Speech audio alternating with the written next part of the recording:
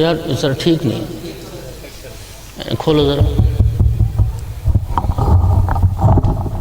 کھولو یہ ٹھیک ہے۔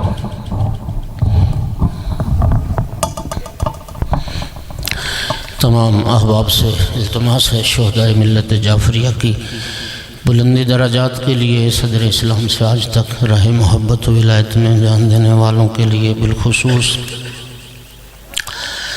وہ محبان آل رسول جو دنیا سے چلے گئے اور بعد میں ان کا کوئی فاتح پڑھنے والا نہیں رہا، انہیں یاد کرتے ہوئے، اپنے اپنے مرحومین کو یاد کرتے ہوئے، اور بالاخص بانیان مجلس کے مرحومین، ان کی مغفرت اور بلندی درجات کے لیے ایک مرتبہ سورہ فاتحہ اور 3 بار سورہ توحید کی تلاوت فرما۔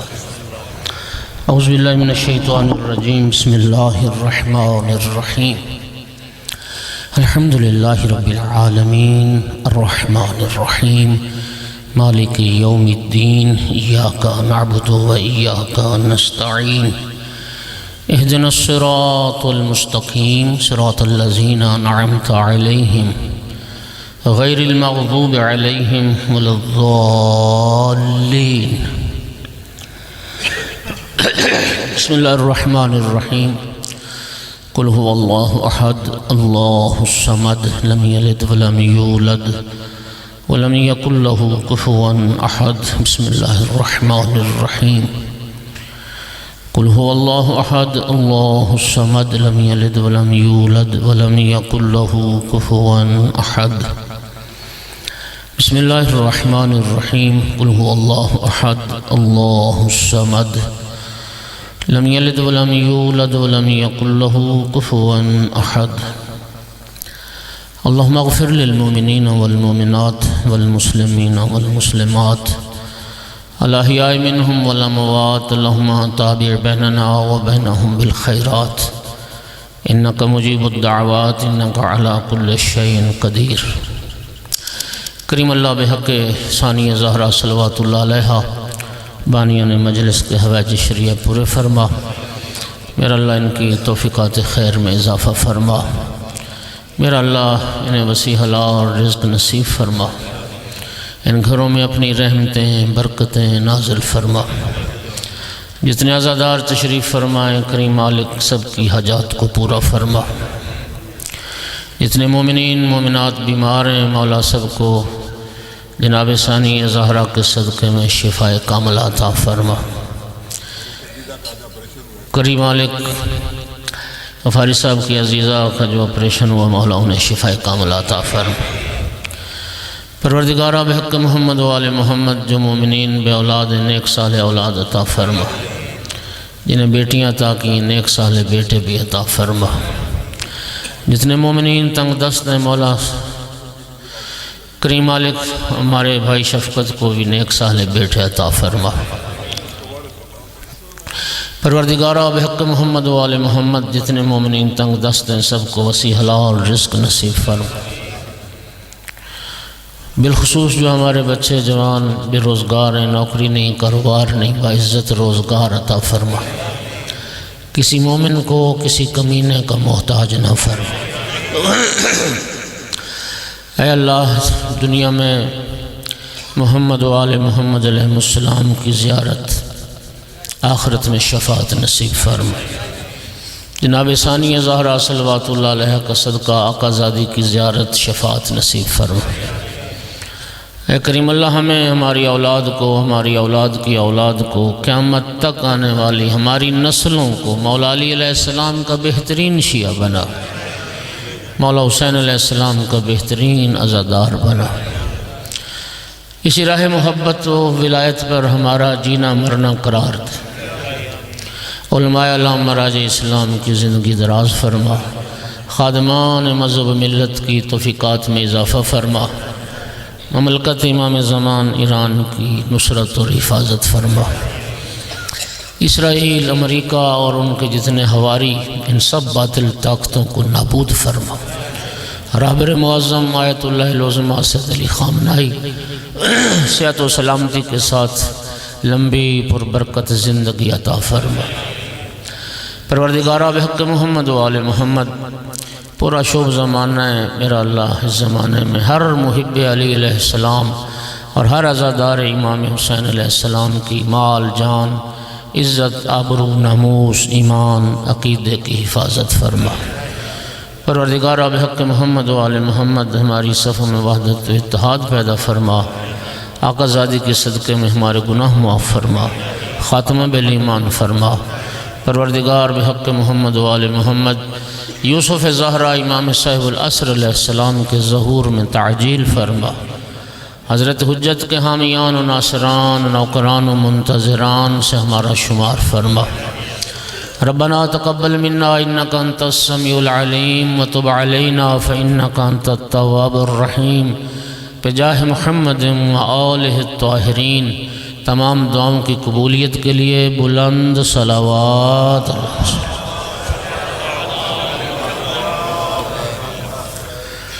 وارث اعزا یوسف زہرا امام صاحب العصر علیہ السلام کے ظہور میں تعجیل کے لیے بھی بلند تر صلوات۔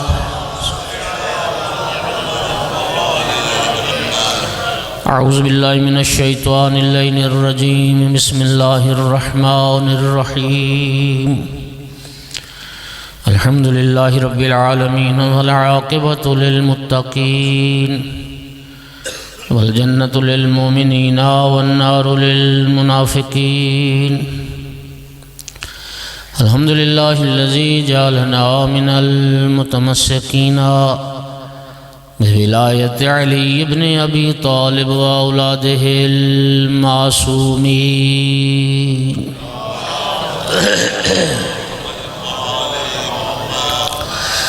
الحمد للہ الذی جعلنا من الباقین علی سید الشہداء و اولادہ و اصحابہ المظلومین۔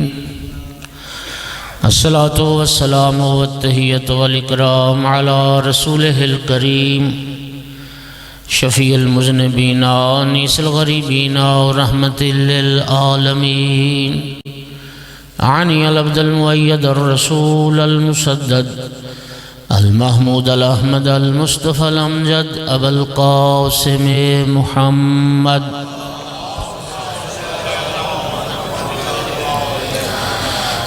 ثم الصلاة والسلام والتحیۃ والاکرام علی آلہ الطیبین الطاہرین المعصومین المنتجبین المنتخبین المظلومین، واللعنۃ الدائمۃ علی اعدائہم ملعونین من یوم عداوتہم الی قیام یوم الدین و بعد یوم الدین، اما بعد۔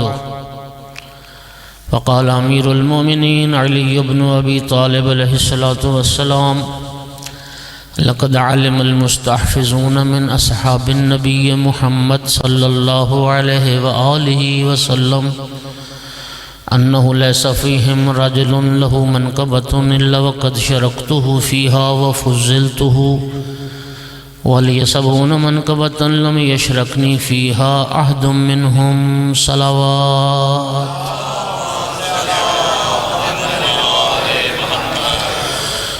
مومنین اکرام، میں نے آقا امیر المومنین علیہ السلام کا ایک فرمان پڑھا ہے۔ آقا کے اس فرمان کو شیخ المحدثین شیخ صدوق رضوان اللہ تعالیٰ علیہ نے اپنی کتاب الخصال کی دوسری جلد میں ذکر کیا ہے۔ آپ جانتے ہیں کہ شیخ صدوق ہمارے مذہب کے وہ عظیم محدث تھے جو امام صاحب العصر علیہ السلام کی دعا سے پیدا ہوئے تھے۔ یہ غیبت صغریٰ کے زمانے کی بات ہے کہ جب شیخ صدوق کے والد بزرگوار نے امام صاحب العصر علیہ السلام کی بارگاہ میں عریضہ پیش کیا تھا، خط لکھا تھا، عرض کی تھی آقا میرے پاس اولاد نہیں، آپ دعا کریں اللہ مجھے بیٹا عطا فرمائے۔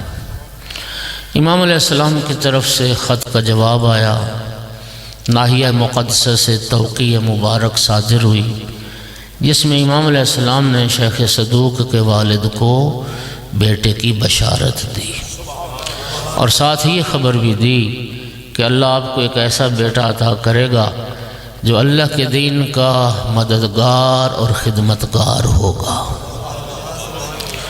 یہ امام علیہ السلام کی میں سمجھتا ہوں اس دعا کا اثر تھا کہ شیخ صدوق نے پھر نصرت دین اور خدمت دین کا حق ادا کیا۔ اور ہمارے مکتب کے ایک عظیم محدث،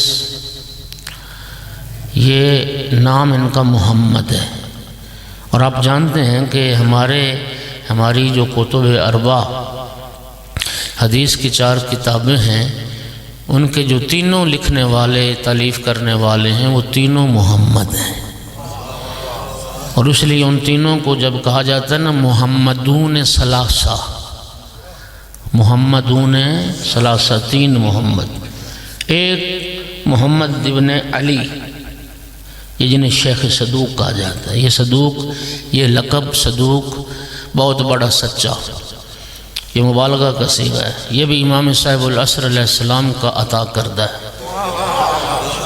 اور ہماری کتب اربع میں شیخ صدوق کی ایک کتاب شامل ہے، من لا یحضرہ الفقیہ، جس کا ترجمہ یہ بنتا ہے کہ جس کے پاس فقیہ موجود نہ ہو، یہ کتاب کا نام ہے، من لا یحضرہ الفقیہ، جس کے پاس فقیہ موجود، مطلب کیا ہوا؟ ہاں وہ کتاب گویا کہ فقیہ والا کام کرے گی۔ انہوں نے علم حدیث میں بہت ساری تالیفات ہیں، اور اگر میں کہوں کہ سینکڑوں تالیفات ہیں تو میں بے جا نہیں کہہ رہا۔ ایک کتاب ان کی الخصال ہے، یہ بہت خوبصورت کتاب ہے، جس میں مولا امیر المومنین علیہ السلام کی خصلتوں کو اکٹھا کیا ہے۔ وہ احادیث مبارکہ جس میں امیر المومنین علیہ السلام کی خصلتیں، ان کی صفات، ان پر یہ مشتمل ہے۔ 2 جلدیں ہیں، اردو میں ترجمہ موجود ہے اور نیٹ پر بھی دستیاب ہے۔ اس کی دوسری جلد سے مولا امیر المومنین علیہ السلام کی یہ حدیث میں نے پڑھی ہے، چونکہ حدیث بہت طولانی ہے اور چونکہ میں کئی بار پڑھ چکا ہوں تو لوگوں کی نہ پھر خواہش رہ جاتی ہے کہ کاش ساری حدیث ہم سنتے، تو میں نے حوالہ دے دیا ہے۔ جو احباب عشق رکھتے ہیں، شوق رکھتے ہیں، تو وہ اصل کتاب کی طرف رجوع کر سکتے ہیں۔ ایک صلوات سارے حضرات پڑھ دیجئے، بلند آواز سے۔ توجہ ہو رہی ہے؟ اللہ تعالیٰ شاد آباد رکھے۔ نبی کریم، پہلے مولا امیر علیہ السلام کے فرمان سے پہلے ایک نبی کریم صلی اللہ علیہ وآلہ وسلم کی حدیث مبارک سن لیں۔ سرکار نے فرمایا تھا، اذا رأیتم روضۃ من ریاض الجنہ فارتعوا فیہا، جب تم جنت کے باغات میں سے کوئی باغ دیکھو تو اس میں داخل ہو جاؤ اور گھومو پھرو اور چہل قدمی کرو۔ عرض کی صحابہ نے، یا رسول اللہ، سے ریاض الجنہ سے مراد کیا ہے؟ ایک ریاض الجنہ تو آپ سب جانتے ہیں، جو حضرات مدینہ مشرف ہوئے ہیں، سرکار کی حدیث ہے، ما بین قبری و ممبری روضۃ من ریاض الجنہ، میری قبر اور میرے ممبر کے درمیان کی جو جگہ ہے یہ جنت کے باغات میں سے ایک باغ ہے۔ جو حج عمرہ کے لیے جاتے ہیں یقیناً ان کو یہ شرف حاصل ہوتا ہے، وہ وہاں نوافل ادا کرنے کی سعادت بھی حاصل کرتے ہیں۔ لیکن جب یہ سرکار نے فرمایا نا، تم جب بھی کوئی جنت کا باغ دیکھو تو اس میں داخل ہو جاؤ اور گھومو پھرو اور چہل قدمی کرو، تو بعض صحابہ نے عرض کی، یا رسول اللہ، اس ریاض الجنہ سے آپ کی مراد کیا ہے؟ لفظوں کا ذمہ دار ہوں۔ نبی کریم نے فرمایا، جس مجلس میں اللہ کا ذکر ہو، جس مجلس میں میرا ذکر ہو، جس مجلس میں میرے بھائی علی کا ذکر ہو، اور جس مجلس میں میری اہل بیت کا ذکر ہو، وہ مجلس بھی جنت کے باغات میں سے ایک باغ۔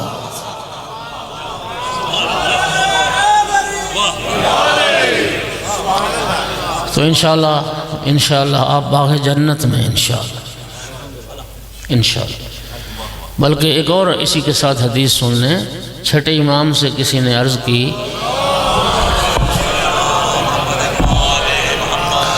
آقا میرے لیے دعا کریں اللہ جنت عطا کرے۔ امام نے فرمایا جنت میں تم ہو، دعا یہ کرو کہ کوئی ایسا گناہ نہ کر بیٹھو کہ جس کی وجہ سے اللہ جنت سے نکال دے۔ صلوات تو پڑھ دو۔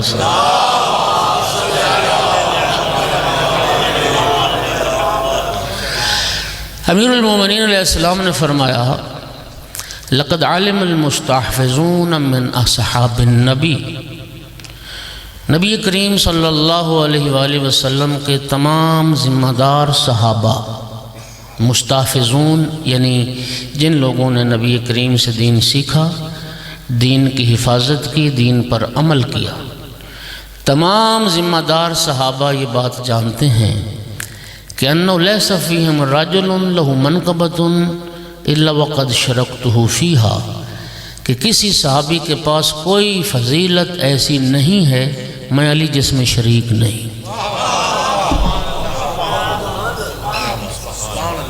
کسی کے پاس کوئی منقبت فضیلت ایسی نہیں ہے میں جس میں شریک نہیں۔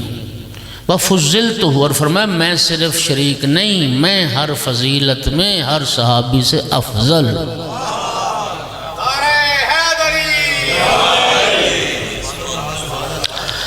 کسی کے پاس علم ہے تو میں علم میں اس سے افضل ہوں، کسی کے پاس شجاعت ہے تو میں شجاعت میں اس سے افضل، ہر فضیلت اسی علم کو دیکھ۔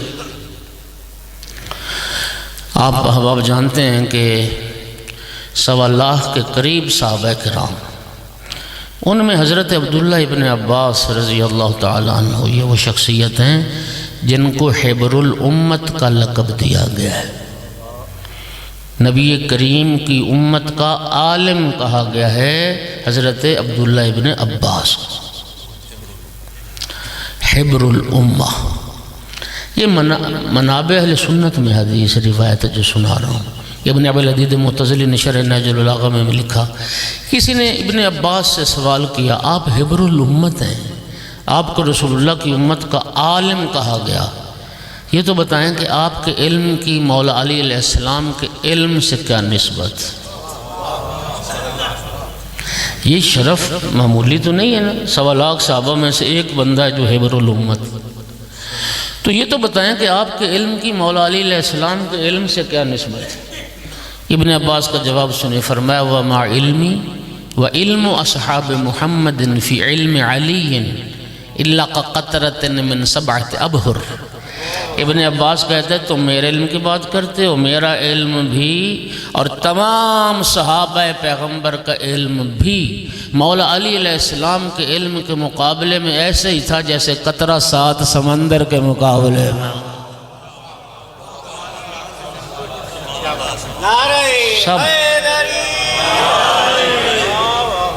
سب صحابہ کا علم ایک قطرے کی مانند تھا اور مولا علی علیہ السلام کا علم 7 سمندروں کی مانند تھا۔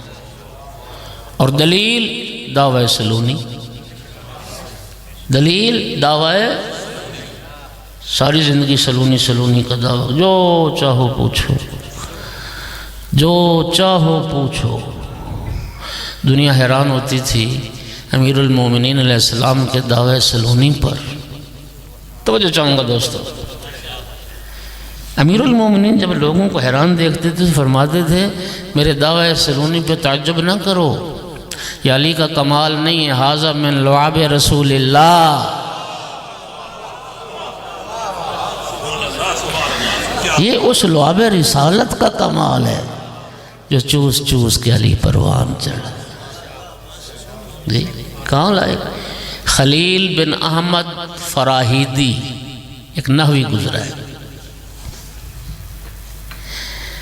امام النحو کہتے ہیں اس کو۔ اس سے کسی نے پوچھا کہ تیرے پاس مولا علی علیہ السلام کی امامت پر کیا دلیل ہے توجہ؟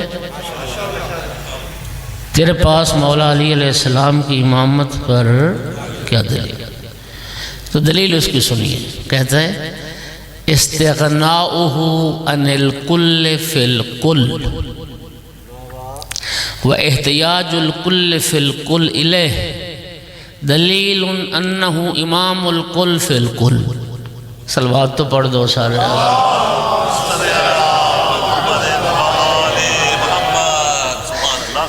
اچھا کچھ دوست ادھر آنا چاہتے ہیں تو درمیان میں کچھ جگہ ہے تو ابھی اگر محبت کر لیں تو آپ تھوڑا تھوڑا آگے آ جائیں جن کے آگے. ہاں جی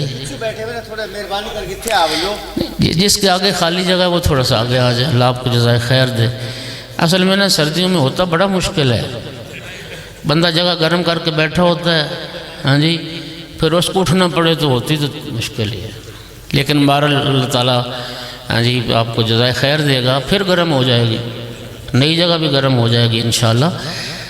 ایک صلوات یہ جگہ خالی تھوڑا سا آپ آگے آئیں. بلند سر.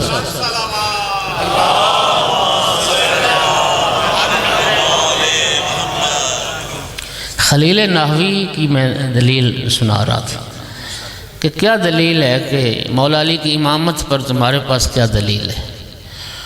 اس نے کہا کہ میرے پاس دلیل یہ ہے استغناؤہ عن الکل فی الکل.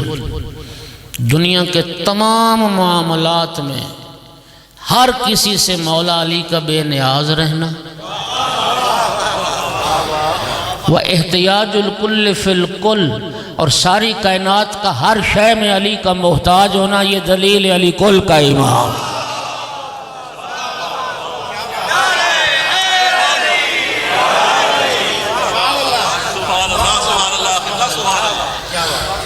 اور آسان کر کے کہتا ہوں اس کا مطلب یہ بنتا ہے کہ خلیل نحوی کہہ رہا ہے کہتا ہے میں نے مولا علی علیہ السلام کو کسی دروازے پہ جاتے نہیں دیکھا. کائنات علی کے دروازے پہ جھکتے دیکھی ہے.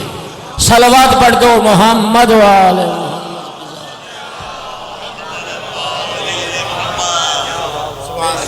میں ہر فضیلت میں ہر صحابی سے افضل. اسی طرح شجاعت بہادر صحابہ کرام بھی گزرے. حضرت عمر بن جموح کا کردار پڑھیں. حضرت ابو دجانہ انصاری رضی اللہ تعالی عنہ کا کردار پڑھیں. احد میں کس جرأت و بہادری سے لڑے. لیکن یاد رکھیے کسی بھی بہادر کی بہادری شجاعت مولا امیر المومنین کی شجاعت کا مقابلہ نہیں کر سکتے. توجہ کر رہے ہو؟ امیر المومنین علیہ السلام کا جملہ نہج البلاغہ میں ارشاد فرماتے ہیں واللہ لو تظاہرت العرب علی قتالی ما ولیت عنہا. فرمایا خدا کی قسم پورا جزیرہ عرب پشت کے ساتھ پشت ملا کر علی کے مقابلے میں نکل آئے. خدا کی قسم علی پیٹھ نہیں دکھائے.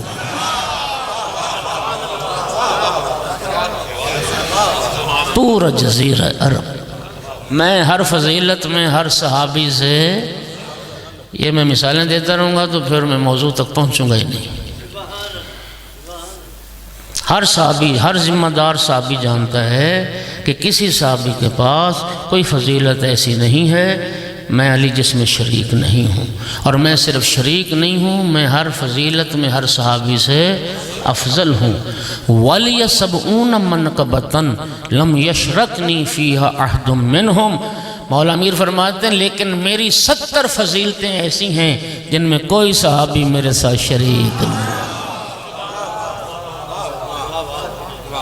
میری 70 فضیلتیں ایسی ہیں جن میں کوئی صحابی میرے ساتھ شریک نہیں. اچھا اب 70 فضیلتوں کا معنی تو یہ بنتا ہے کہ بندہ اگر واقعاً صاحب مطالعہ ہو تو ہر فضیلت پر بھی ایک مجلس پڑھی جائے تو 7 عشرے بنتے ہیں. ایسے ہی ہے. تو آج کی مجلس میں وہ جو پہلی فضیلت ہے نا مولا امیر المومنین کی وہی عرض کرتا ہوں.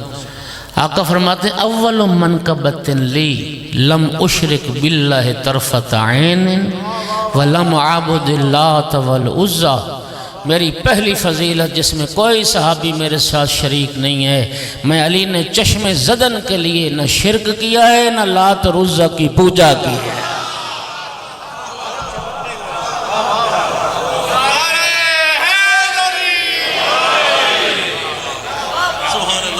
میں نے ایک لحظے کے لیے چشم زدن پلک جھپکنے کی دیر بھی نہ شرک کیا نہ بتوں کی پوجا کی۔ اور دوستو یہی وجہ ہے ساری دنیا صحابیت کے نام کے ساتھ رضی اللہ لکھا جا سکتا ہے، لیکن کرم اللہ وجہہ صرف مولا علی علیہ السلام کے۔ یہ کرم اللہ وجہہ یا امیر المومنین کا امتیاز ہے، یہ مولا علی علیہ السلام کی خصوصیت ہے۔ کرم اللہ وجہہ یعنی جس کے چہرے کو اللہ نے عزت بخشی ہو، جس کے چہرے کو اللہ نے شرف عطا کیا ہو۔ سامعین گرامی، یہ مولا امیر کی کیوں خصوصیت ہے؟ رسول اللہ نے فرمایا ہے علی لم یعبد صنما قط، واحد علی کی ذات ہے جس کی پیشانی کسی بت کے آگے نہیں جھکی۔ میں نے ایک لحظے کے لیے بھی شرک نہیں کی، اور شیعو شرک سے بچنا، شرک سے۔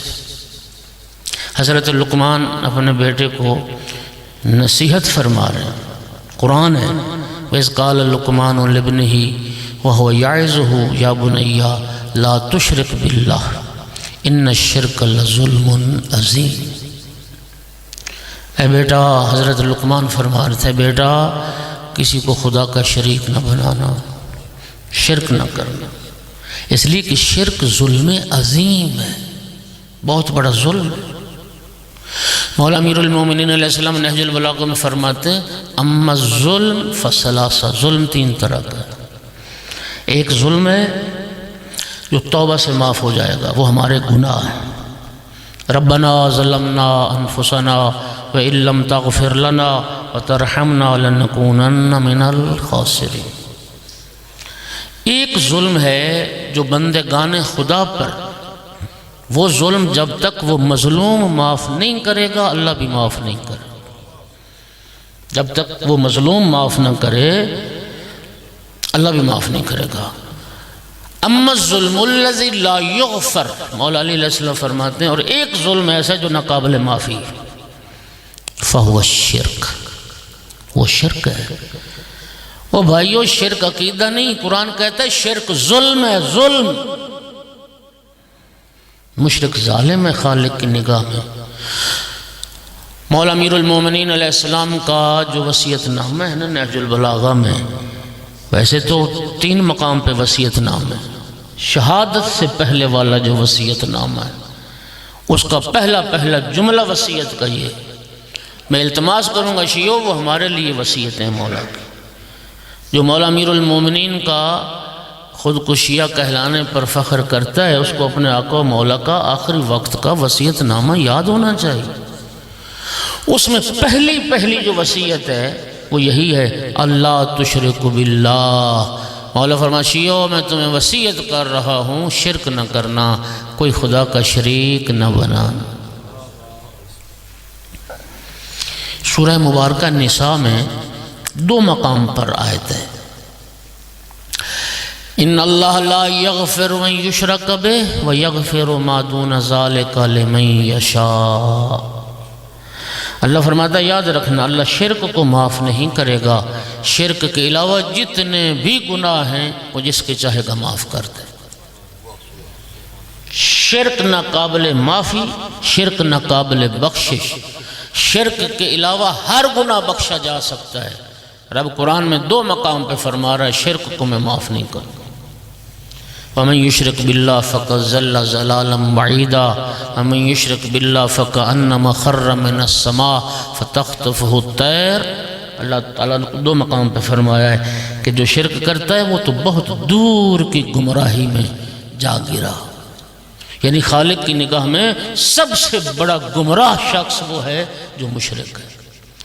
اور دوسرے مقام پہ فرماتا ہے مشرک کی مثال ایسی ہے کہ آسمان سے گرا، آسمان سے، اور زمین پہ آیا نا، جب آسمان سے گرا بدن کے چیتھڑے اڑ گئے اور پرندوں نے اچک لیا اور تیز آندھی نے اڑا کے دور مقام پر پھینک دیا۔ یہ مشرک کا انجام بتایا گیا۔ نبی کریم صلی اللہ علیہ وآلہ وسلم نے بھی،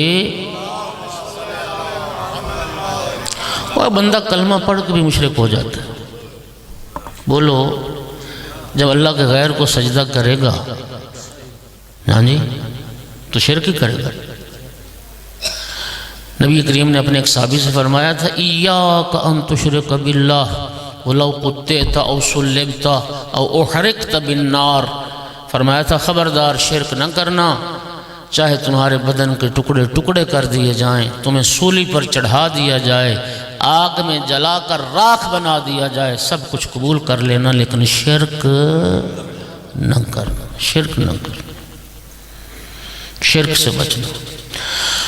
مومنین کرام، مولا امیر المومنین کیا فرمانے شیعو، ناز کرو رب نے ایسا ہادی عطا فرمایا، فرماتے ہیں یہ میری وہ فضیلت ہے جو کسی صحابی کے حصے میں نہیں آئی ہے۔ میں علی ہوں جس نے چشم زدن کے لیے شرک نہیں کیا اور لات اور عزا کی پوجا نہیں کی، بتوں کی پرستش نہیں کی، اور مولا امیر المومنین علیہ السلام کی یہ وہ فضیلت تھی کہ روز عاشور امام حسین علیہ السلام نے لشکر یزید کے سامنے جو رجز پڑھا، جو رجزی اشعار پڑھے، ان اشعار میں اپنے بابا علی کی اسی فضیلت کا تذکرہ فرمایا۔ اجازت دیتے ہو میں مولا کے رجز کے 4 اشعار سناتا ہوں آپ کو۔ یزیدیوں کو خطاب کر کے روز عاشور مولا حسین علیہ السلام نے فرمایا تھا من لہو جد کا جدی فی الورا او کا شیخی فنبن القمرین فاطمۃ الزہرا امی و ابی قاسم الکفر ببدر و حنین عبد اللہ غلاما یافین و قریش یعبدون الوثنین یعبدون اللات والعزى معا وعلی صلی الی القبلتین۔ شفقت بھائی راضی بیٹھے ہو؟ مولا حسین علیہ السلام نے فرمایا یزیدیو سنو، من لہو جد کا جدی فی الورا، کون ہے کائنات میں میرے نانا جیسا جس کا نانا ہو، اور کون ہے کائنات میں میرے دادا جیسا جس کا دادا ہو، فنبن القمرین، میں حسین ہوں جو ایسے شمس و قمر کا بیٹا، فاطمۃ الزہرا امی، یزیدیو سنو میری ماں فاطمۃ الزہرا صلوات تو پڑھو آقا زادی کی ذات، وہ ابھی قاسم الکفر ببدر و حنین، اور میں اس باپ کا بیٹا ہوں جس نے بدر و حنین میں کفر کے پرخچے اڑائے، عبد اللہ غلاما یافین و قریش یعبدون الوثنین، میں اس باپ کا بیٹا ہوں جنہوں نے بچپن سے اللہ کی عبادت کی جبکہ سارے قریش بتوں کی پوجا کر رہے تھے، یعبدون اللات والعزى معا وعلی صلی الی القبلتین، اور جس زمانے میں قریش لات اور عزى ان 2 بتوں کی پوجا کر رہے تھے، میرا بابا علی 2 قبلوں کی طرف رخ کر کے نمازیں ادا کر۔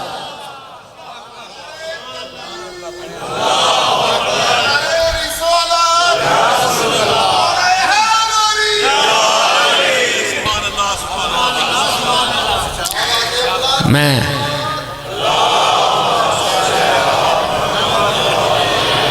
ایک لحظے کے لیے بھی شرک نہیں کیا۔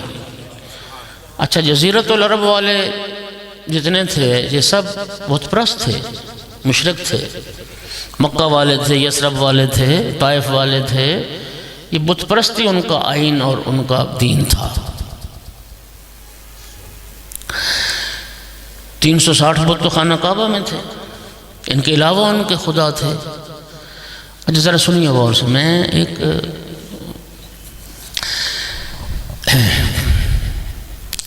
ایک ماہر تعلیم سے میری بات بھی ہوئی، وہ بہت اس بات پر سختی کرتا تھا کہ مولوی تم یہ جو کہتے ہو نا مذہب، دین، عقیدہ، وہ کہتا ہے یہ تو ماحول کی پیداوار ہے، جیسے ماحول میں کوئی بچہ پروان چڑھے گا وہی عقیدہ ہوگا اس کا، وہی نظریات ہوں گے اس کے، اور یہ بات غلط بھی نہیں ہے، بہت حد تک صحیح ہے۔ نبی کریم صلی اللہ علیہ وآلہ وسلم کی بھی حدیث مبارک ہے کل مولود یولد علی فطرت الاسلام علی ابویہ ان یحودانہ او ینصرانہ او یمجسانہ۔ سرکار فرماتے ہیں کہ ہر پیدا ہونے والا بچہ فطرت اسلام پر پیدا ہوتا ہے، اس کے ماں باپ ہوتے ہیں جو اس کو یہودی بنا دیتے ہیں یا مجوسی بنا دیتے ہیں، عیسائی بنا دیتے ہیں، اور ایسا ہے۔ آج ایک ہندو کیوں ہندو؟ اس لیے کہ ہندو کے گھر میں پیدا ہوا، ایک سکھ کے گھر میں جو پیدا ہوا وہ سکھ بن گئے، یہودی کے گھر میں پیدا ہوا یہودی ہو گئے، بولو۔ اور حتیٰ ہمارے مسلمانوں میں بھی جتنے مکاتب فکر ہیں، ایک بریلوی کے گھر میں پیدا ہوا وہ بریلوی ہے، ایک اہل حدیث کے گھر میں پیدا ہوا وہ اہل حدیث ہے، دیوبندی کے گھر میں پیدا ہوا دیوبندی ہے۔ آپ کیوں شیعہ؟ شیعہ کے گھر میں پیدا ہو، بولو۔ ہاں البتہ ایک فرق ہے، ایک فرق ہے۔ وہ فرق کیا ہے؟ رب کریم کا ہم پر یہ کرم ہوا، میری طرف دیکھیں، رب کریم کا یہ ہم پر کرم ہوا کہ رب العزت نے ہمیں بھیجا ہی اس گھرانے میں جس گھرانے کی کامیابی کا اعلان رسول اللہ 1400 سال پہلے کر کے گئے۔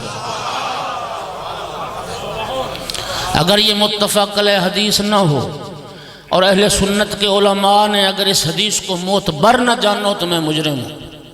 تحفہ اثنا عشریہ تشیع کی رد میں کتاب لکھی گئی ہندوستان میں، صاحب تحفہ نے بھی نبی کریم کی اس حدیث کو ذکر کیا اور لکھا کہ رسول اللہ کی سچی حدیث ہے۔ اور وہ حدیث کیا ہے؟ نبی کریم صلی اللہ علیہ وآلہ وسلم نے فرمایا تھا مولا علی علیہ السلام کو خطاب کر کے، یا علی انت وشیعتک ہم الفائزون یوم القیامہ، یا علی قیامت کے دن تو بھی کامیاب ہے، تیری راہ پر چلنے والے بھی کامیاب۔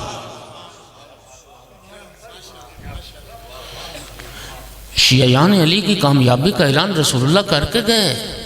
اور اگلی حدیث حضرت عمار یاسر رضی اللہ تعالی عنہ، نبی کریم نے جناب عمار کو خطاب کر کے فرمایا تھا، یا عمار اذا رأیت علیا قد سلک وادیا وسلک الناس وادیا غیرہ فاسلک مع علی ودع الناس۔ اے عمار یاسر، اگر زندگی میں کبھی یہ دیکھنا ساری اولاد آدم ایک راستے پر ہو، علی تنہا دوسرے راستے پر ہوں، عمار لوگوں کے پیچھے نہ چلنا، علی کے پیچھے چلنا۔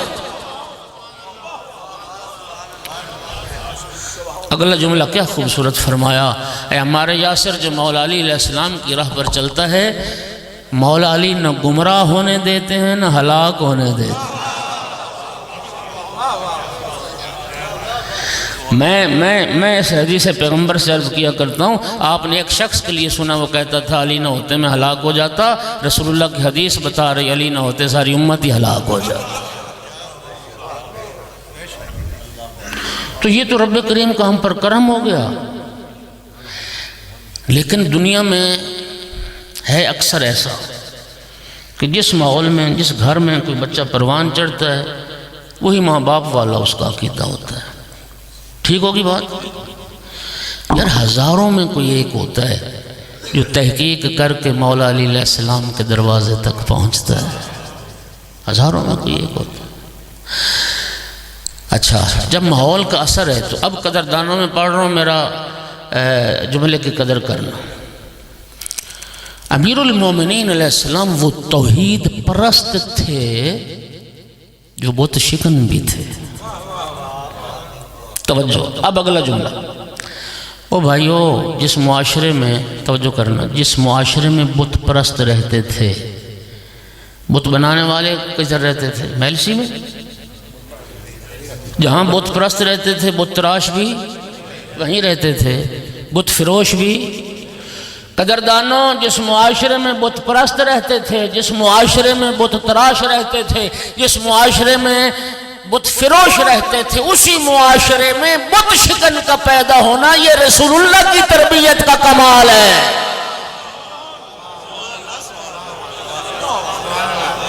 یہ رسول اللہ کی تربیت کا کمال ہے۔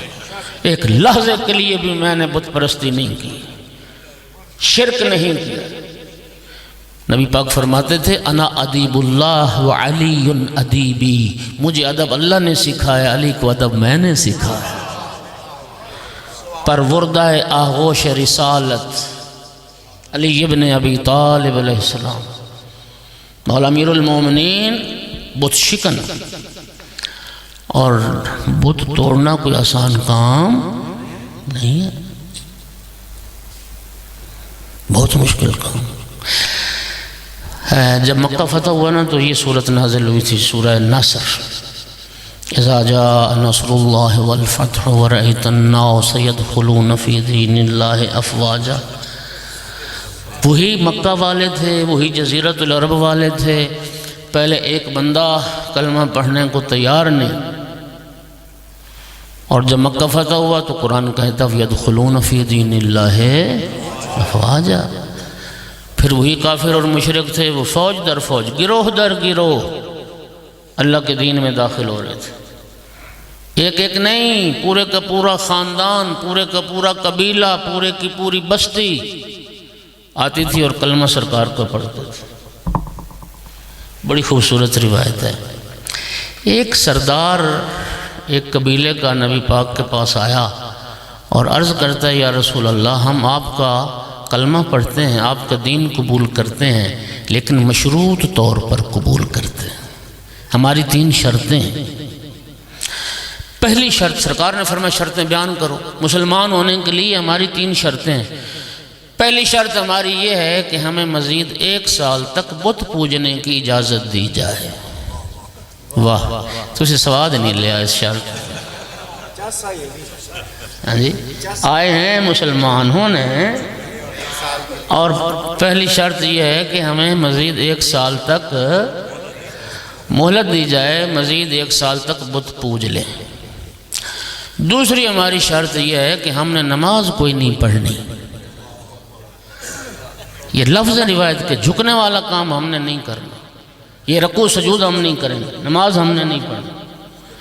اور تیسری شرط ہماری یہ ہے کہ ہم بت نہیں توڑیں گے۔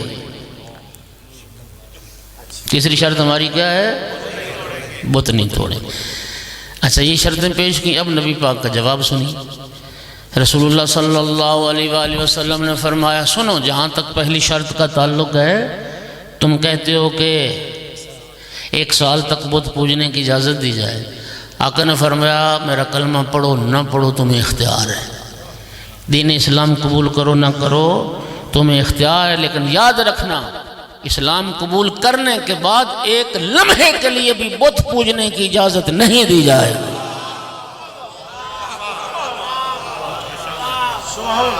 ایک لحظے کے لیے بھی بت پرستی کی گنجائش۔ سرکار کی بات منطقی ہے۔ اقرار شہادتین سے بندہ مسلمان ہوتا ہے نا، تو پہلی شہادت، پہلی گواہی کیا ہے؟ اشہد ان لا الہ الا اللہ، میں گواہی دیتا ہوں اللہ کے سوا کوئی لائق عبادت نہیں۔ گواہی تو تم نے یہ دینی ہے کہ اللہ کے سوا کوئی لائق عبادت نہیں ہے، صرف اللہ کی ذات لائق عبادت ہے، اور سجدہ پھر بتوں کو کرنا ہے۔ تو تم نے پھر گواہی کس بات کی تھی؟ کلمہ پڑھو نہ پڑھو تمہیں اختیار ہے، لیکن مسلمان ہو جانے کے بعد 1 لحظے کے لیے بھی بت پوجنے کی اجازت نہیں۔ رہ گئی دوسری شرط، تم کہتے ہم نے نماز نہیں پڑھنی۔ علامہ ملک اجاز حسین صاحب، آپ آشنا ہیں نا ان سے، انہوں نے جو نبی پاک کے جواب کا ترجمہ کیا ہے نا، وہ بڑا خوبصورت ہے۔ ہاں جی، انہوں نے فرمایا نبی پاک کے جواب کا ترجمہ، پہلی دوسری شرط کیا تھی کہ ہم نے نماز نہیں پڑھنی۔ رسول اللہ نے فرمایا تسی ہوندے کون ہو بغیر نماز دے مومن بنن والے؟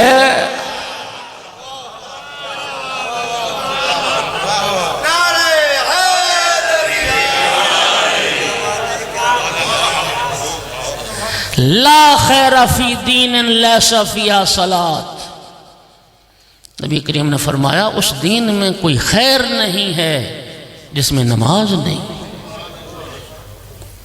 اس دین میں بھلائی نہیں ہے جس میں نماز نہیں۔ اچھا، ناراض نہ ہوئیے گا، بھئی ان مشرکین نے تو، کافروں نے تو پہلے ہی کہہ دیا کہ ہم نے نماز نہیں پڑھنی۔ سوال یہ ہے کہ جو کلمہ رسول کا پڑھ کے نماز نہیں پڑھتا وہ کس دین پر ہے؟ وہ کس دین پر؟ او بھائیو، جو رسول اللہ کا دین ہے، نبی کریم فرماتے ہیں لِكُلِّ شَيْءٍ وَجْهٌ وَوَجْهُ دِينِكُمْ الصَّلَاۃ، ہر شے کا کوئی نہ کوئی چہرہ ہوتا ہے، تیرے دین کا چہرہ یہ نماز۔ تمہارے دین کا چہرہ نماز نہیں پڑھنی تو پھر کافر ہی رہو۔ مسلمان نماز تو پڑھنی پڑے گی۔ اور تیسری شرط کہ بت نہیں توڑیں گے، آقا نے فرمایا میں اس شرط پر تم سے سمجھوتا کر سکتا ہوں، میں تمہیں بت توڑنے پر مجبور نہیں کروں گا۔ اللہ نے ایک ہستی خلق فرمائی ہے،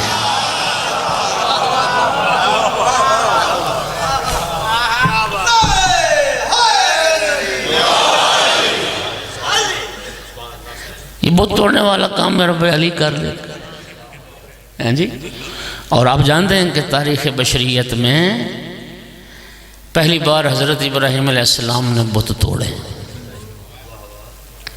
اور دوسری بار ابراہیم کے فرزند حیدر کرار علیہ السلام نے بت توڑے۔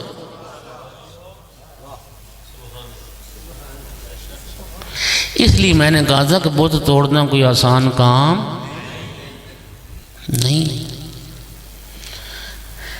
اچھا بات سنیے، ناراض نہیں ہونا۔ یہ جو ہوتی ہے نا بت پرستی، یہ کئی قسم کی ہے، اور بت کئی قسم کے ہیں۔ شخصیات کے بھی بت ہوتے ہیں، خواہشات کے بھی بت ہوتے ہیں، ہوا و ہوس کے بت ہوتے ہیں، انا پرستی کے بت ہوتے ہیں، صدارت کے بھی بت ہوتے ہیں، وزارت کے بھی بت ہوتے ہیں، چدراہٹ کے بت ہوتے ہیں، میں بارگاہ کا متولی ہوں، یہ بھی ایک بت ہے، میں کلید بردار ہوں، یہ بھی ایک بت ہے، میری مرضی کے بغیر یہاں کچھ نہیں ہو سکتا، یہ بھی ایک بت ہے۔ بولو، یہ انا چھوڑنا آسان ہے؟ یہ اپنی میں مارنی آسان ہے؟ یہ میں بت ہے، یہ انا بت ہے، یہ شخصیت پرستی بت ہے۔ لوگ یقین کریں مذہب کو اپنی انا کی بھینٹ چڑھا دیتے ہیں، عزاداری کو انا کی بھینٹ چڑھا دیتے ہیں۔ تو بھائی اس لیے میں نے کہا بت توڑنا کوئی آسان کام۔ اچھا اللہ تعالیٰ نے نا قرآن میں فرمایا ہے اَفَرَأَيْتَ مَنِ اتَّخَذَ إِلَٰهَهُ هَوَاهُ، اللہ فرماتا ہے تم نے ایسے شخص کو دیکھا ہے جس نے خواہش نفس کو معبود بنایا ہوا ہے، اپنی خواہش نفس کی وہ عبادت کرتا ہے، اپنی خواہش نفس کی وہ پیروی کرتا ہے۔ تو سرکار نے فرمایا میں اس شرط پر تم سے سمجھوتا کر سکتا ہوں، اور مولا امیر المومنین علیہ السلام نے بت توڑے۔ جب مکہ فتح ہوا، شفقت بھائی بیٹھے، شاہ صاحب پہنچے کہ نہیں پہنچے؟ پہنچے والے ہیں؟ اچھا پہنچنے والے تو 2 گھنٹے سے ہیں، کہاں پہنچ گئے؟ قریب ہیں دور ہیں؟ اچھا اچھا صلوات پڑھ دیجیے۔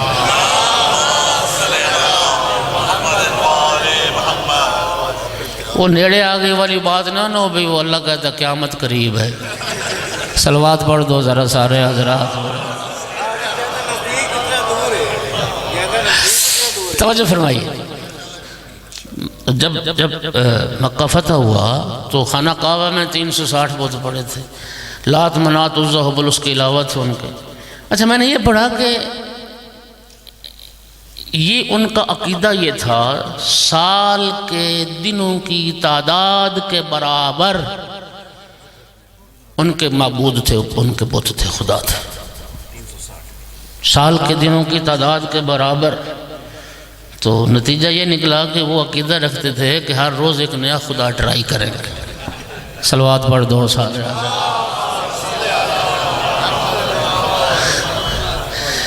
امیر المومنین نے بت توڑے۔ انا قاصر الاسنام، یہ آقا کا ارشاد ہے، میں تھا بتوں کو توڑنے والا۔ ان کے بڑے خداؤں میں ایک ہوبل تھا، ہوبل، یہ پیتل اور تانبے کا بنا ہوا بت تھا، اور یہ خانہ کعبہ کی چھت پر نصب تھا۔ یہ وہی بت تھا کہ جسے جنگ احد میں مشرک اور کافر اونٹ پر لاد کر لے گئے تھے، اور پھر سارے کافر اکٹھے ہو کے نعرہ لگاتے تھے اولو حبل اولو حبل، ہمارا حبل بلند و بالا ہے۔ نبی کریم نے فرمایا مسلمان جواب میں نعرہ لگائیں اللہ اعلیٰ و اللہ اکبر۔ یہ حبل تھا۔ پھر اس کا پیتل اور تانبے کا بت تھا، اس کا نا جنگ میں ایک بازو ٹوٹ گیا، پھر کافروں نے سونے کا بنا کے لگایا۔ لیکن جنگ بدر جو تھی یہ پہلی جنگ تھی، اس میں جو کفار کا کمانڈر ان چیف تھا ابو جہل، وہ عزا کو اونٹ پر لاد کر لے گیا تھا۔ عزا، لات منات عزا کا ذکر قرآن میں بھی ہے۔ ان کا طریقہ یہ تھا کہ ہمارا خدا ہمارے ساتھ ہوگا تو ہماری مدد بھی کرے گا۔ کتنا لطف لوگ ہے، اچھا ایک صلوات پڑھو علامہ ذیشان حیدر جوادی، یہ ثواب ان کی روح کو پہنچے۔ انہوں نے بڑی خوبصورت بات کی، وہ فرماتے تھے کفر کے خداؤں میں 3 عیب تھے، مجلس والا مجمع نہیں سفر کرے گا، میرے ساتھ کون کرے گا؟ کفر کے خداؤں میں 3 عیب تھے۔ پہلا عیب تھا کوئی بنائے تو بنے،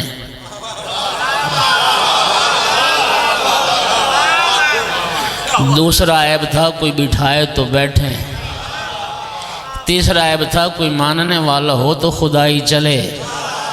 کفر کے خدا محتاج، ہمارا خدا بے نیاز۔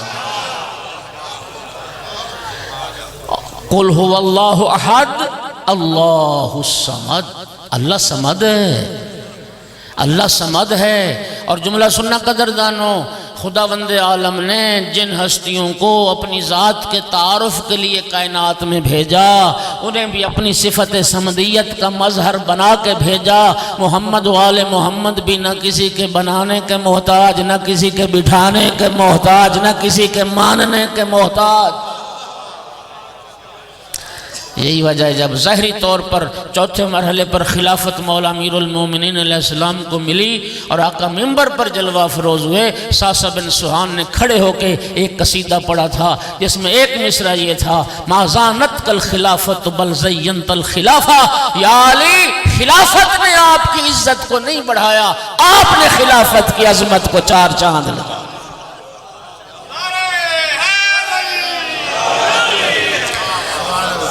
آج آپ نے خلافت کی عزت کو بڑھا دی۔ تو یہ ابو جہل اینڈ پارٹی، انہوں نے عزہ کو باندھا ہوا رسوں سے اونٹ پر، تو یہ لے کے آئے بدر میں۔ اب یہ سارے مشرک اور کافر مل کے نعرہ لگاتے تھے، لَنَا الْعُزَّى وَلَا عُزَّ لَكُمْ نَحْنُ نَحْمِلُ عُزَّى وَلَا عُزَّ لَكُمْ۔ وہ دیکھو مسلمانوں، ہمارے پاس عزہ ہے، تمہارے پاس کوئی عزہ۔ میں یہ سمجھتا ہوں کہ یہ صرف نعرہ نہیں تھا، ایک نفسیاتی وار تھا، ایک نفسیاتی وار تھا۔ اور وہ وار یہ تھا کہ مسلمانوں میں بھی تو کثرت انہی لوگوں کی تھی جو کل تک کسی عزہ کو سجدہ کرتے رہتے۔ آج پرانا یار سامنے آ گیا، دیکھو ہمارے پاس عزہ ہے اور تمہارے پاس کوئی عزہ۔ کسی نے بارگاہ رسالت میں عرض کی، یا رسول اللہ، کافر اور مشرک تو نعرہ لگا رہے ہیں، مسلمانوں کی طرف سے نعرے کا جواب نہیں آ رہا۔ سرکار نے مولا امیر المومنین سے فرمایا، بخاری نے لکھا ہے اپنے بخاری میں یہ بات، مولا امیر المومنین سے سرکار نے فرمایا، یا علی جاؤ مشرکین کے نعرے کا جواب دو۔ کیا جواب دو؟ وہ جواب پیغمبر نے نہ پڑھایا نہ سکھایا۔ مولا امیر المومنین سامنے آئے، نعرہ لگا رہے تھے، نحن نحمل عزہ ولا عزہ لکم۔ آقا امیر المومنین نے نعرہ بلند کیا، اللہ مولانا ولا مولا لکم۔ کافرو، اللہ ہمارا مولا ہے، تمہارا کوئی مولا نہیں ہے۔ مشرکو، اللہ ہمارا مولا ہے، تمہارا کوئی مولا۔ او بھائی، جس کا کوئی مولا نہ وہی کافر ہوتا ہے۔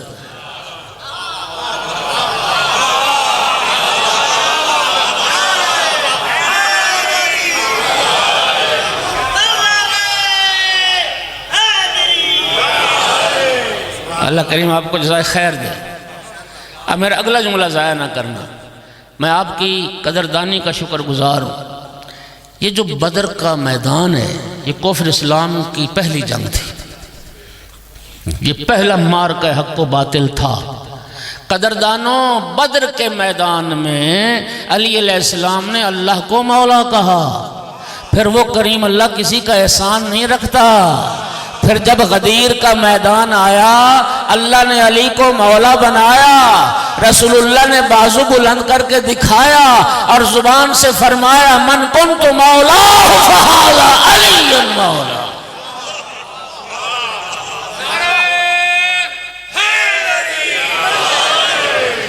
میں مولا اسی کا ہوں، علی جس کا مولا۔ بات لمبی ہو گئی، حبل بچ گیا، کعبہ کے اندر والے بت مولا نے توڑ دیے۔ یا رسول اللہ، حبل بچ گیا ہے کعبہ کی چھت پر، اور میرا ہاتھ نہیں پہنچ رہا وہاں تک۔ یا رسول اللہ میں کیا کروں؟ سرکار نے فرمایا یا علی کرنا کیا ہے، آؤ میرے کندھوں پہ سوار ہو، آؤ میرے شانوں پہ سوار ہو۔ نبی کریم نے امیر المومنین علیہ السلام کو شانوں پہ اٹھا لیا۔ مومنین کتنا لطف لوگ، خدا کی قسم میں تو اتنا مجھے سرور آتا ہے۔ یہ تاریخ کا جملہ ہے، تاریخ کا۔ جب نبی پاک نے اٹھا لیا نا مولا امیر المومنین کو اپنے کندھوں پر، سرکار نے فرمایا یا علی خود کو کس بلندی پر محسوس کر رہا ہے؟ یا علی خود کو کس بلندی پر محسوس کر رہے ہو؟ امیر المومنین نے عرض کیا رسول اللہ آپ کے شانوں کی بدولت علی اتنا بلند ہو گیا ہے، آپ کے شانوں کی بدولت علی اتنا بلند ہو گیا ہے میں آسمان چھو سکتا ہوں۔ آسمان علی کی دسترس میں ہے۔ توجہ، محدث جہلوی نے لکھا، ہمارے علماء نے بھی لکھا، صاحب شجرہ طوبہ نے لکھا کہ وہ بت تھا پیتل اور تانبے کا، لیکن جب حیدر قرار کی ضرب پڑتی تھی یوں ٹوٹتا تھا جیسے کانچ اور شیشے کی کوئی شے ٹوٹتی۔ کانچ شیشہ ہوتا ہے نا، کرچی کرچی ہو رہا ہے، تو امیر المومنین بت توڑ رہے ہیں۔ محدث دہلوی نے یہ جملے لکھے کہ مولا علی علیہ السلام بت توڑ رہے تھے، سرکار کے لب متحرک ہوئے، فرمایا یا علی خوشا بحال تو کہ کار حق می کنی و خوشا بحال من کہ بار حق می کشم۔ اے علی تجھے بھی مبارک ہو، اے علی مجھے بھی مبارک ہو، اے علی تجھے مبارک ہو کہ تو حق کے کام میں مصروف ہے، اور مجھے مبارک ہو کہ میں نے حق کو کندھوں پہ اٹھا رکھا۔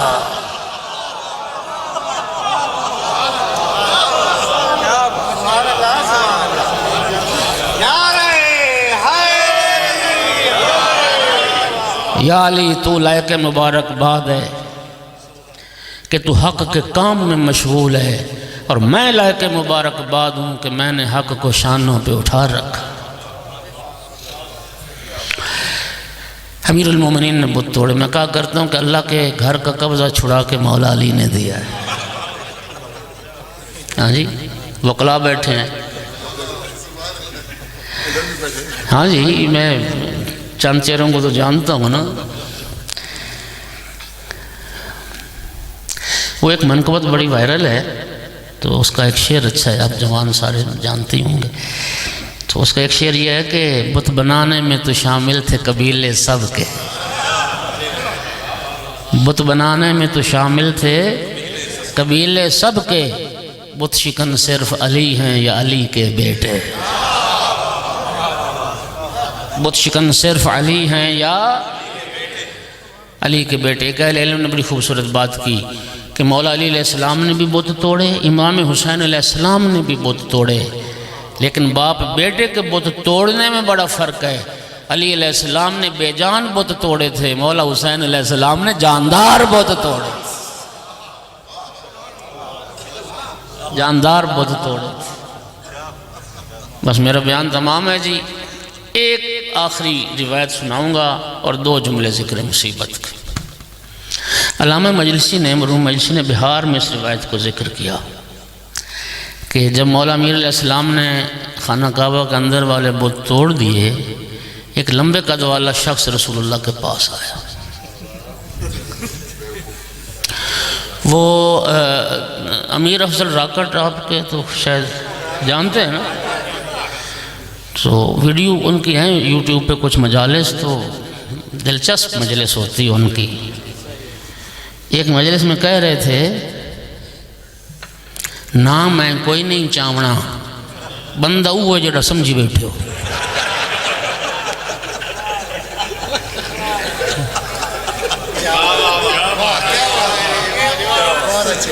نہ میں بھی کوئی نہیں چاونا، بندہ وہ جڑا سمجھی بیٹھے ہو۔ ہاں جی، آیا کہتا ہے یا رسول اللہ یہ جو حبل بچ گیا ہے اس کو توڑنے والا شرف مجھے عطا کرے، مجھے اجازت دے، اس حبل کو میں توڑتا ہوں۔ کائنات قربان کر دوں۔ نبی کریم نے فرمایا ان الذی عبدہ لا یقدر علی قلعہ، فرمایا جو پوچھتا رہا ہو وہ توڑ نہیں سکتا۔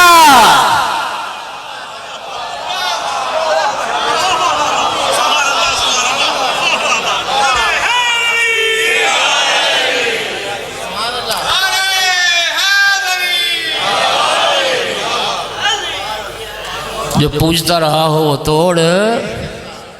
بت پرست کبھی بت شکن نہیں ہوتے، بت شکن وہ ہوتا ہے جو کرم اللہ وجہہ، ایک لحظے کے لیے بھی جس کی پیشانی کسی بت کے آگے نہ جھکی، ایک لحظے کے لیے بھی جس ہستی نے شرک نہ کیا۔ بس الحمدللہ رب العالمین، اللہ نے مولا علی جیسا ہادی امام عطا فرمایا۔ میری آقا زادی زینب صلوات اللہ علیہ کی جب ولادت بسعادت ہوئی نا، نبی کریم مدینہ میں نہیں تھے، باہر سے گھر تشریف لائے مدینہ۔ جناب بلال سے فرمایا بلال مدینہ میں منادی کرو اور سب لوگوں کو مسجد میں اکٹھا کرو۔ مدینہ میں منادی ہو گئی، سب لوگ، سب مسلمان، سب صحابہ مسجد میں اکٹھے ہو گئے۔ سرکار منبر پر جلوہ افروز ہوئے اور فرمایا یا علی گھر جاؤ نا، میری بیٹی کو اٹھا کے لاؤ۔ مولا امیر المومنین گھر گئے، بیٹی کو اٹھا کے لائے، سامنے صحابہ کا مجمع، سرکار منبر پر بیٹی کو ہاتھوں پہ اٹھایا، دیکھ کے فرمایا ہاذہ زین و اب، یہ بچی تو اپنے باپ کی زینت۔ لفظوں کا ذمہ دار ہوں۔ بھری مسجد میں نبی کریم نے بیٹی کی پیشانی چومی، پھر نن بازو پکڑ کے بیٹی کے بازو اور رسول اللہ نے گریہ فرمایا۔ پھر سرکار نے فرمایا میرے ساتھیوں صحابیوں، تم مجھ سے پوچھتے تھے نا کہ خدیجہ کے احسانات کا بدلہ کیسے دیا جا سکتا ہے۔